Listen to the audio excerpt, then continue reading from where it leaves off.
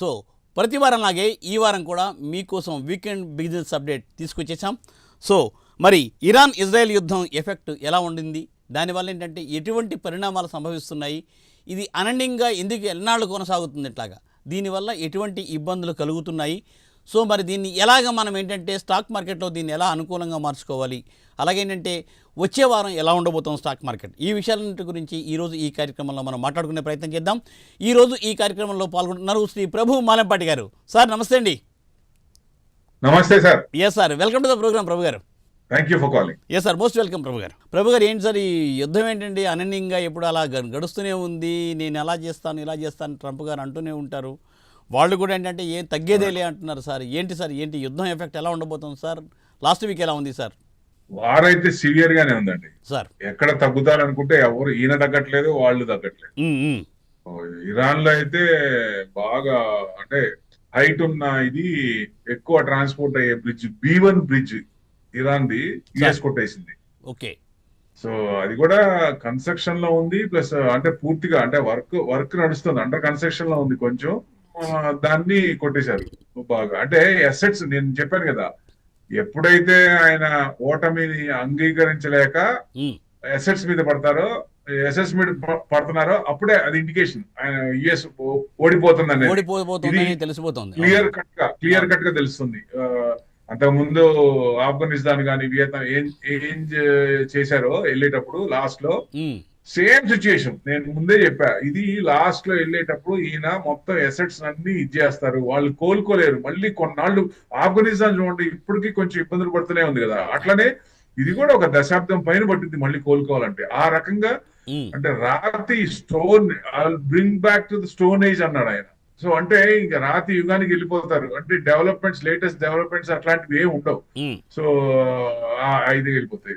ఏదైనా మండే వచ్చేసరికి నా 500 పాయింట్స్, దాదాపుగా 488 పాయింట్స్ పడిందండి. 22,550 దగ్గర ఓపెన్ అయ్యి 22,337 331 దగ్గర క్లోజ్ అయింది. 488 పాయింట్స్ డౌన్. మనకి మంగళవారం సెలవు, మహావీర్ జయంతి. అవునండి. యాక్చువల్ గా యుఎస్ మార్కెట్స్ మంగళవారం కూడా పడ్డాయి. పడితే అసలు మన మార్కెట్ ఉంటే ఇంకా పడేది. అప్పుడు మంగళవారం ఉండుంటే. అవును. తర్వాత ఏదో కొంచెం తగ్గింది, కొంచెం మెత్తపడ్డారు, కొంచెం ఇది వస్తుంది అనుకున్నప్పుడు 1వ తారీఖు వచ్చేసరికి 348 పాయింట్స్ పెరిగింది. Okay sir. So next Thursday వచ్చేసరికి వాలటాలిటీ బాగుంది, విపరీతంగా వాలటాలిటీ భయంకర. అంటే నిన్నటి హై నుంచి ఇవాళ లో నుంచి నెక్స్ట్ డే హైకి తీసుకుంటే 500-600 points up and down. Volatility మటుకు విపరీతంగా ఉంది. క్రూడ్ దాదాపుగా 112 దాకా వెళ్ళి మళ్ళీ వెనక్కి వచ్చింది. 110-109 ఆ రేంజ్ లో ఉంది. 34 పాయింట్స్. అంటే ఫ్రైడే సెలవు, సో లాంగ్ వీకెండ్ ఇది. ఈ వీకెండ్ లో మళ్ళీ ఏం చెప్తారు ఆయన, ఏం చేస్తారు కొత్తది తెలియదు అనుకున్నప్పుడు ఏమన్నా వెనక్కి వస్తుందా అని చూసుకుంటే లేదు, అది ఫ్లేర్ అప్ అయింది, ఎస్కలేషన్ అయింది, వారు ఎస్కలేషన్ అవుతుంది, ఇంకా ఉధృతం అయింది. సో ఎసెట్స్ మీద పడుతున్నారు, వాళ్ళు ఇది చేస్తున్నారు. వాళ్ళు జెట్ ఫైటర్స్ మొత్తం యుఎస్ మేజర్ అంటే ఇలాంటి ఆర్మ్స్ వీళ్ళ దగ్గర ఉంటాయని కూడా వరల్డ్ మొత్తం ఎక్కడ ఇది చేయలేదు. అలాంటి ఆర్మ్స్ ఉన్నాయి యుఎస్ దగ్గర. అవన్నీ కూడా అస్త్రాలు మొత్తం బయటికి తీస్తున్నారు. సో అంటే ఇరాన్ ని సర్వనాశనం చేస్తున్నారు, లీడర్స్ ని చంపేస్తున్నారు, సైంటిస్ట్ ని చంపేస్తున్నారు. అంటే ఫ్యూచర్ లో అక్కడ మేజర్ ఐక్యూ ఉన్న వాళ్ళు కానీ ఏదైనా లేకుండా చేయాలని ఉద్దేశం అనుకుంటా ఇజ్రాయెల్ ద్వారా ఈ రకంగా మొత్తం చేస్తారు. మొత్తానికి చూసుకుంటే వారానికి 106 పాయింట్స్ డౌన్. చూడండి ఎంత volatility, 100 points down, 600 points up and down. మళ్ళీ చూడండి bank Nifty 726 points, bank Nifty బాగుపడిందని. Sensex 264 points sir. సో ఈ వారం ఈ 3 రోజులు ఏంటి అంటే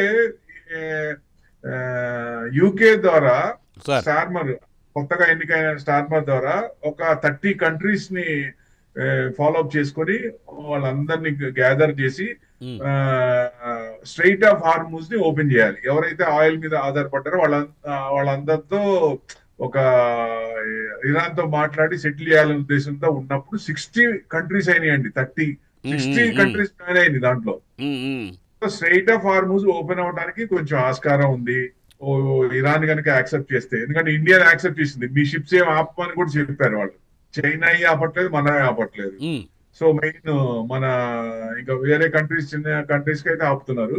సో యుఎస్ కి మిగతా కంట్రీస్ కి తెలిసిందే, యూరోపియన్ కంట్రీస్ కి తెలిసిందే, అది ఎట్టి అవునండి. పరిస్థితుల్లో వాళ్ళు ఉమ్, పంపించలేదు.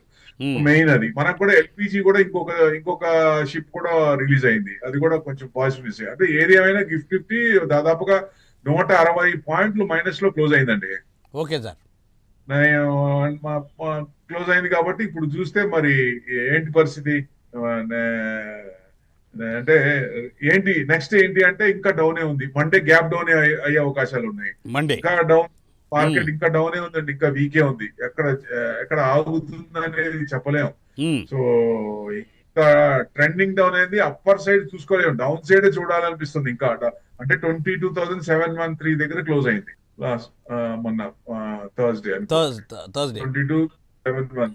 ఉమ్, అదే మీకు మధ్యలో కూడా యుఎస్ మన మార్కెట్ మంగళవారం కూడా ఉంటే ఇంకా పడేది, ఇంకొక 200-300 పడేది. ఉమ్, 22,300 400 వచ్చింది. ఏదేమైనా దాదాపుగా దగ్గర 22,100 అనుకుంటే సపోర్ట్ లెవెల్ 22,300 ఆ రేంజ్ కి వచ్చి మళ్ళీ పెరిగింది. So sir. మెయిన్ అది అంటే కిందకి వచ్చి సపోర్ట్స్ లెవెల్స్ కి వచ్చి కొంచెం దగ్గరికి వచ్చి మళ్ళీ పెరిగిపోయింది. ఉమ్, మళ్ళీ ఇది 700 దాకా వచ్చింది అనమాట. అంటే బాగా పడట్లేదు, బాగా పెరట్లేదు. ఎందువల్ల? Because of crude. Only crude. మనం చూడాల్సిందల్లా క్రూడే. క్రూడ్ ఆ క్రూడ్ క్రూడ్. $109 దగ్గర క్లోజ్ అయింది. సో అది ఎంత తగ్గితే అంత బెస్ట్. అది స్ట్రైట్ ఆఫ్ హార్మోజ్ ఎంత త్వరగా ఓపెన్ అయితే అంత బెస్ట్. ఉమ్, అదే మనం చూడాల్సింది, నో ఆల్టర్నేట్. కానీ మార్కెట్ అయితే బాగా డౌన్ లెవెల్స్ వచ్చేసింది. ఉమ్, అవును. బాగా మూవింగ్ యావరేజ్ అన్నిటికంటే కిందకు వచ్చేసింది. వాల్యూ బయింగ్ అవుతోంది, ఇది మనం గమనించాలి. వాల్యూ బయింగ్ అయితే చిన్నగా స్టార్ట్ చేశారు. ఉమ్, సో డెఫినెట్ గా, ఎందుకంటే అంతకు ముందు కూడా చూసాం మనం, టారిఫ్ అప్పుడు కూడా 20% పడి 44% పెరిగింది. అట్లానే ఇప్పుడు కూడా మంచి అవకాశం ఉంటుంది ఇవన్నీ సెటిల్ అయినప్పుడు. సార్. అంటే ఇంకా సెటిల్ అయ్యి అవుతాయా, ఇంకేమైనా ఉన్నాయా అంటే ఇంకా ఉన్నాయా, లిస్ట్ ఉంది కాబట్టి కొంచెం అన్సర్టైన్ అనేది మార్కెట్ లో ఇంకా ఉంది. ఎంత వరకు అంటే ఇంకా డౌన్ సైడే ఉందండి. మనం అనుకున్నట్టు least of the least levels 21,800 దాకా రావచ్చా అంటే ప్రాబిలిటీస్ ఎక్కువ కనపడుతున్నాయి. ఓకే. మీకు 22,000 కనుక కట్ అయితే 21,800 కూడా ఇంకా వీక్ అనిపిస్తుంది. 800 కంటే ఇంకా కింద ఒక 100-200 ఇంకా కిందకి వచ్చేటట్టు కనపడుతోంది. మేబీ 21,800 దగ్గరికి వచ్చి తీసుకోవచ్చు, ఎక్కడో చోట తీసుకోవాలి. ఉమ్, ఈ లెవెల్లో ఎక్కడో చోట తీసుకునే అవకాశాలు ఉన్నాయి. ప్లస్ మెయిన్ ఈ లోపల మనకి ఈ అంటే వారిని కూడా ఆపాలనే ఉద్దేశం ఉంది, కానీ ఎట్లా ఆపాలో ఎట్లా ఆపాలో తెలియట్లేదు. అది కూడా తెలియట్లేదు అంతే. అవును. ఓ పక్కనే ఇంటెన్స్ వారు, ఓ పక్కనేమో ఏ, వాళ్ళతో మాట్లాడటం. అది అంటే వాళ్ళు ఒప్పుకోవట్లేదు, వీళ్ళేమో ఫోర్సిబుల్ గా ఆపాలి, మీరే ఆపాలని ట్రంప్. ఎట్లా ఆపుతారు? ఉమ్, ఓ పక్కన కొడుతూ ఓ పక్కనేమో సంధి అంటే ఎట్ట కుదురుద్ది అసలు?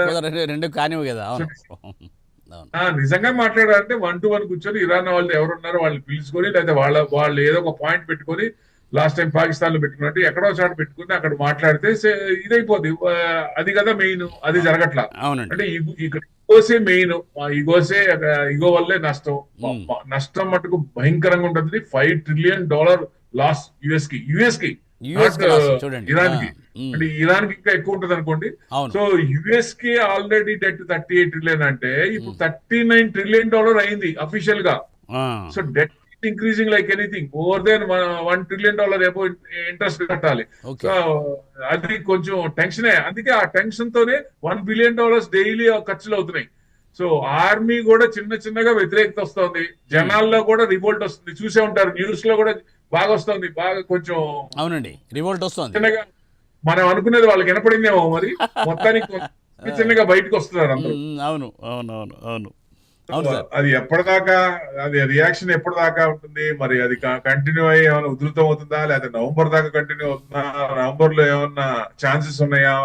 మిడ్ ఎలక్షన్స్ లో ఉమ్, ఏమైనా ఛాన్సెస్ ఉన్నాయా అనేది ఇక హోప్ అంతే. నవంబర్ అండి, అప్పటిదాకా కొంచెం నవంబర్ డౌన్ చాలా ఎక్కువ ట్రెండే సార్. కనపడుతోంది.